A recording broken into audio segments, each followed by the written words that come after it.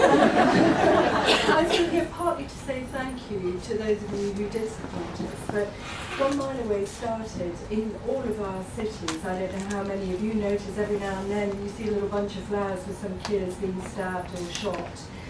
And you just don't know what to do about it. And virtually any time somebody gives me an Evening Standard, there's another kid in Peckham or wherever, who's being killed through this sort of postcode rivalry.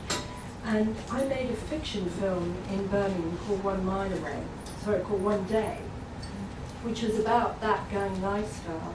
And a year later, and this is how film really can change lives, which I have to say I've never believed. I've always felt that what we were doing, it's kind of telling stories that people need to hear. I didn't really think that art could change things.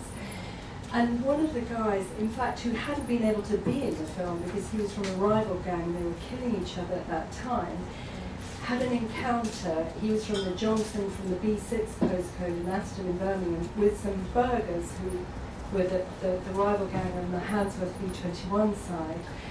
And he'd survived it, which is called getting a pass. And instead of just going home and thinking, I'm lucky to be alive, he called me and he said, maybe if I can get a pass, maybe everyone can get one. Will you help me? And that's because although I'm a middle-class, more than middle-aged white woman from North London, filming from North London, I was the only person he knew who knew people on both sides, because actually artists can move more freely, really, than anybody else. And he said, we should document it. And I immediately said yes, phoned the person who I knew on the other side, who was my closest friend there, and we set off initially, just the three of us, with everybody saying that we were mad.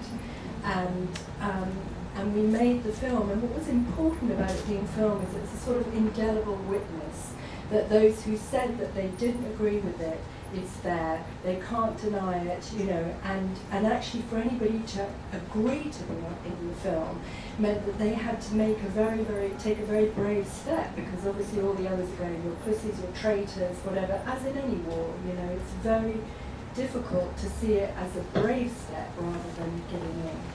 So the film is the film, and coming out of that, there's a group of young men from both sides, Burgers and Johnsons, working together, and they in the 1 Mile Away social enterprise.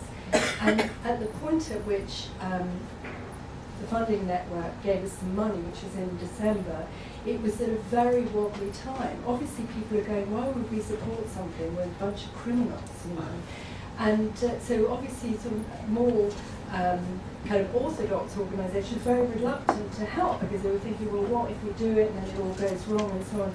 So actually getting support from this room was absolutely tremendous, partly because when you get something, other money will follow. They'll think, well, they thought it was all right, and that is a really key thing.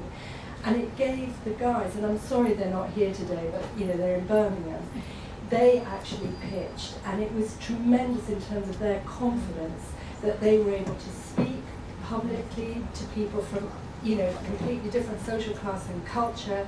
They went down a storm because they are amazing, and they raised themselves the first bit of money, which has helped us to keep going. So.